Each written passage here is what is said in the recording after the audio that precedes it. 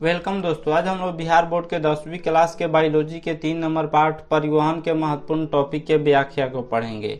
यह बायोलॉजी के 3 number part है जो बिहार बोर्ड के 10वीं क्लास के बायोलॉजी में है। सबसे पहले जान लेते हैं परिवहन किसे कहते हैं। तो उपयोगी पदार्थों का उनके मूल स्रोतों से शरीर की प्रत्येक कोशिका तक पहुंचाने तथा अनुपयोगी और हानिकारक पदार्थों को कोशिकाओं से निकालकर गंतव्य स्थान तक पहुंचाने की क्रिया को पदार्थों का परिवहन कहते हैं। एक होता है आम बोलचाल की भाषा में हम परिवहन कहते हैं। परिवहन का मतलब सामानों को ढोना, एक जगह से दूसरे जगह ले जाना, उसी को परिवहन कहते हैं। जैसे वायु परिवहन जिसमें हवाई जहाज के द्वारा सामानों को ले जाया जाता है, या जल परिवहन, या फिर सड़क परिवहन जिसमें सड़क के माध्यम से किसी वस्तु को ले जाया जाता है। उसी तरह हमारे शरीर में भी परिवहन होता है। हमारे शरीर में जो उपयोगी पदार्थ होते हैं उसको शरीर की कोशिकाओं तक पहुंचाने, और जो उपयोगी नहीं होता है, जो हानिकारक पदार्थ होते हैं, उसे शरीर से बाहर निकालने की क्रिया को परिवहन कहते हैं। पदार्थों की क्रिया को परिवहन कहते हैं। जैसे हम जो खाते हैं उसमें कुछ उपयोगी पदार्थ होते हैं, उसको शरीर की कोशिकाओं तक पहुंचाना, और फिर जो उपयोगी नहीं होता है जो हम खाते हैं उसमें यूरिया भी होता है, तो उस सब अनुपयोगी यानी हानिकारक पदार्थ होते हैं वे, तो उसे शरीर के माध्यम से, शरीर की कोशिकाओं के माध्यम से गंतव्य स्थान तक बाहर निकालने की क्रिया को परिवहन कहते हैं। पौधों में भी परिवहन होता है, जंतुओं में भी परिवहन होता है। पौधों में परिवहन जाइलम और फ्लोएम के द्वारा होता है, फिर जंतुओं में परिवहन कोशिकाओं के द्वारा होता है। जाइलम किसे कहते हैं? तो यह जल संवाहक ऊतक है। इसमें पाई जाने वाली वाहिकाएं एवं वाहिनिकाएं मुख्य रूप से जल एवं खनिज लवणों के स्थानांतरण में सहायक होती है। जाइलम यह पादप ऊतक है, यह जल संवाहक ऊतक है। यह जल को एक जगह से दूसरी जगह पहुंचाने का काम करती है। पेड़ पौधों के जड़ों में जब हम जल डालते हैं तो यह जल और खनिज लवणों को एक जगह से दूसरी जगह पहुंचाने का काम करती है। और फ्लोएम पौधों का ही ऊतक है। यह संवहन बंडल का दूसरा जटिल ऊतक है। पौधों में यह दूसरा जटिल ऊतक है तथा इसमें पाई जाने वाली जो चालनी नलिकाएं होती है, और मुख्य कार्य उनका होता है वह पौधे के हरे भागों में निर्मित भोज्य पदार्थों को दूसरे भागों में वितरित करना। जो फ्लोएम है यह जटिल ऊतक है। इसका कार्य होता है वह भोज्य पदार्थों को दूसरे भागों में वितरित करना, बांटने का काम करती है। जो खाने वाले पदार्थ होते हैं उस पदार्थ को फ्लोएम जो होती है वह पौधों के शरीर के विभिन्न भागों तक पहुंचाने का काम करती है। जाइलम और फ्लोएम में क्या अंतर है? जाइलम भी यह पादप ऊतक है, फ्लोएम भी पादप ऊतक है। तो जाइलम का काम क्या होता है? जल को शरीर के एक भाग से दूसरे भाग तक पहुंचाना, पौधों में इसका काम होता है। और फ्लोएम का काम होता है यह भोज्य पदार्थों को, खाने वाले पदार्थों को एक भाग से दूसरे भाग में वितरित करना। यह भी पौधों में पाया जाता है जाइलम, और फ्लोएम भी पौधों में पाया जाता है। जाइलम एवं फ्लोएम में मुख्य अंतर निम्नलिखित होता है। पहला है जाइलम की कोशिकाएं मृत होती है। जाइलम की जो कोशिकाएं होती है वह मरी हुई होती है, जबकि फ्लोएम की कोशिकाएं जिंदा होती है, जीवित होती है। दूसरा, जाइलम जल एवं घुनित खनिज का स्थानांतरण करता है। एक जगह से दूसरे जगह पहुंचाने का काम जाइलम करता है, जल एवं घुलित खनिज का, जबकि फ्लोएम खाद्य पदार्थों का स्थानांतरण करता है। फ्लोएम जो होता है वह खाने वाले पदार्थों का स्थानांतरण करता है। इसका अगला अंतर है जाइलम में जल एवं घुनित खनिज लवणों का बहाव ऊपर की ओर होता है, जबकि फ्लोएम में खाद्य पदार्थों का बहाव ऊपर एवं नीचे दोनों की ओर होता है। यहाँ पे ओर होगा। तो जाइलम में जल और जो खनिज लवण होते हैं उसका बहाव पौधों में ऊपर की ओर होता है, सिर्फ ऊपर की ओर होता है।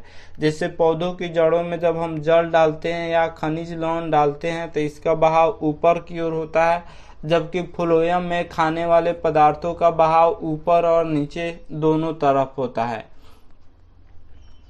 नेक्स्ट है वाष्पोत्सर्जन से हम क्या समझते हैं? तो पौधे के वायुव्य भागों से जल का रंध्रों द्वारा वाष्प के रूप में निष्कासन की क्रिया वाष्पोत्सर्जन कहलाती है। यानी जब हम पौधों में जल देते हैं तो वह जल का उत्सर्जन करता है, जल को वाष्प के रूप में अपने शरीर से बाहर निकालता है। इसी क्रिया को वाष्पोत्सर्जन कहते हैं।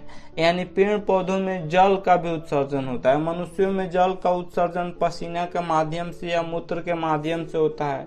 उसी तरह पेड़ पौधों में भी जो जल होता है उसका उत्सर्जन होता है, जल उसके शरीर से बाहर निकलता है, इसी को वाष्पोत्सर्जन कहते हैं। एक मकई का पौधा यानी एक मक्का का पौधा प्रतिदिन 3 से 5 लीटर जल को वाष्पित सर्जित करता है, यानी जल को वाष्पित करता है, अपने शरीर से बाहर निकालता है। उसके बाद एक पेड़ जो होता है वह अपने भार के 100 गुना अपने पूरे जीवन काल में जल को उत्सर्जित करता है। यानी जो भी एक पेड़ होते हैं वो अपने संपूर्ण जीवन काल में, अपने जिंदगी भर में अपने भार के 100 गुना जल को वायुमंडल में वाष्पोत्सर्जित कर देते हैं। नेक्स्ट है पदार्थों का स्थानांतरण से क्या समझते हैं। तो पौधे के एक भाग से दूसरे भाग में खाद्य पदार्थों के जलीय घोल के आने जाने को खाद्य पदार्थों का स्थानांतरण कहते हैं, जिसको इंग्लिश में ट्रांसफॉर्मेशन कहा जाता है। यानी पौधों के एक भाग से दूसरे भाग तक जो भी खाने वाले पदार्थ होते हैं उसको ले जाने की क्रिया को स्थानांतरण कहते हैं। नेक्स्ट है लाल रंग का पीएच मान 7.4 होता है। रक्त को तरल संयोजी ऊतक कहते हैं। रक्त को यानी खून को तरल संयोजी ऊतक कहा जाता है। रक्त की संरचना, रक्त के 2 मुख्य घटक होते हैं।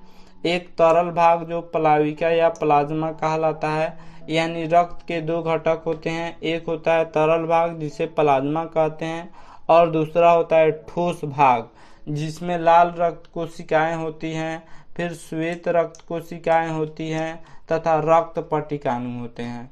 प्लाज्मा से क्या समझते हैं। प्लाज्मा जो रक्त का तरल भाग होता है, और ठोस भाग जो होता है वह क्या होता है, वह लाल रक्त कोशिकाएं, श्वेत रक्त कोशिकाएं तथा रक्त पट्टिकाणु होते हैं। प्लाज्मा से क्या समझते हैं। तो यह हल्के पीले रंग का चिपचिपा द्रव है जो आयतन के हिसाब से पूरे रक्त का करीब 55% होता है। प्लाज्मा में 90% जल होते हैं, 7% प्रोटीन होते हैं, 0.9% अकार्बनिक लवण और 0.18% ग्लूकोज तथा 0.5% वसा तथा शेष अन्य कार्बनिक पदार्थ होते हैं। नेक्स्ट है लाल रक्त का, यानी जो रक्त होता है, जो खून होता है उसका रंग लाल क्यों होता है।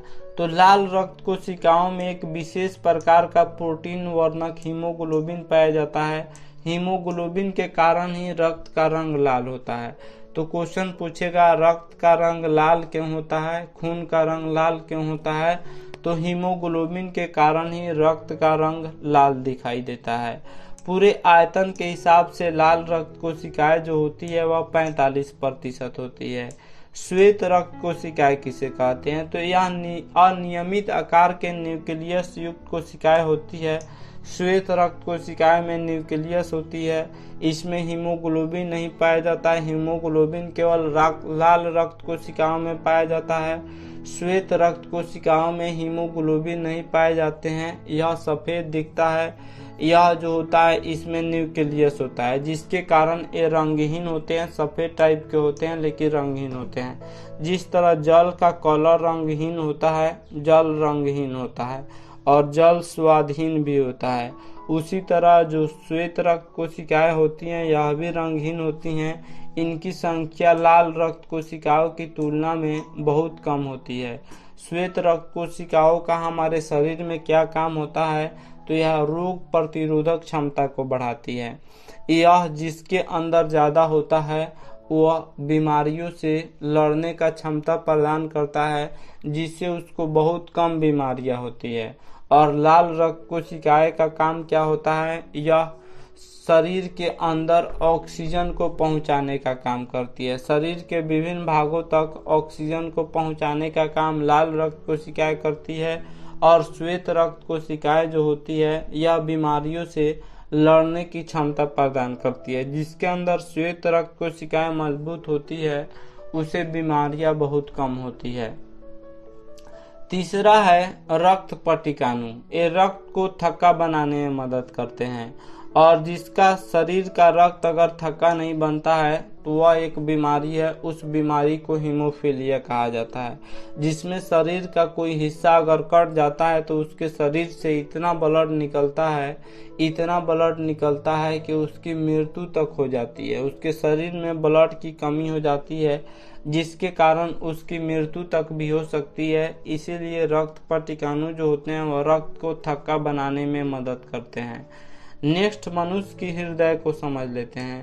हृदय एक अत्यंत कोमल मांसल रचना है जो वक्ष गुहा के मध्य में पसलियों के नीचे दोनों फेफड़ों के बीच स्थित होता है। हृदय, जिसको इंग्लिश में हार्ट कहा जाता है या दिल कहा जाता है, जो कोमल रचना होता है जो दोनों फेफड़ों के बीच स्थित होता है। मनुष्य तथा मैमेलिया वर्ग के सभी जंतुओं के हृदय में 4 वेश्म होते हैं जो दायां और बायां अलिंद तथा दायां और बायां निलय कहलाते हैं। मनुष्य के हृदय में 4 वेश्म होते हैं, दायां और बायां अलिंद तथा दायां और बायां निलय। महाधमनी एवं उनकी मुख्य शाखाओं में रक्त का दबाव रक्तचाप कहलाता है। रक्तचाप से क्या समझते हैं तो महाधमनी एवं उनकी मुख्य शाखाओं में रक्त का दबाव ही रक्तचाप कहलाता है। एक स्वस्थ व्यक्ति का समान स्थिति में सिस्टोलिक प्रेशर यानी जो सिस्टोलिक प्रेशर होते हैं उसमें रक्तचाप जो होता है वह 120/80 होता है। जिसका 120/80 से कम होगा उसको कहते हैं इसका रक्तचाप यानी ब्लड प्रेशर बीपी लो हो गया है, और जिसका इससे अधिक होता है उसे कहते हैं बीपी हाई हो गया है। रक्तचाप की माप एक विशेष प्रकार के उपकरण के द्वारा की जाती है जिसे स्फिग्मोमैनोमीटर कहा जाता है। तो हमेशा क्वेश्चन पूछा जाता है कि किस यंत्र से रक्तचाप की माप की जाती है, तो रक्तचाप की माप स्फिग्मोमैनोमीटर से की जाती है। सामान्य से अधिक उच्च रक्तचाप को हाइपरटेंशन कहते हैं। हाइपरटेंशन किसी रोग, मानसिक चिंता, उत्सुकता आदि से संबंधित हो सकता है। यानी बीपी हाई क्यों होता है, ब्लड प्रेशर हाई क्यों होता है, तो या किसी बीमारी के कारण होता है, या ज़्यादा चिंता के कारण होता है, या किसी चीज़ के बारे में ज़्यादा उत्सुकता के बारे में भी ब्लड प्रेशर हाई होता है, जिसे हाइपरटेंशन कहते हैं। और हाइपरटेंशन के कारण कभी कभी हृदयाघात भी हो जाता है, यानी कभी कभी हार्ट अटैक भी हो जाता है। तो ये था परिवहन चैप्टर का प्रमुख टॉपिक का व्याख्या। आशा करता हूँ यह वीडियो आप सबके काफ़ी पसंद आया होगा। हमारे चैनल को सब्सक्राइब करें, इस वीडियो को लाइक करें तथा अधिक से अधिक शेयर करें। Thanks for watching my video.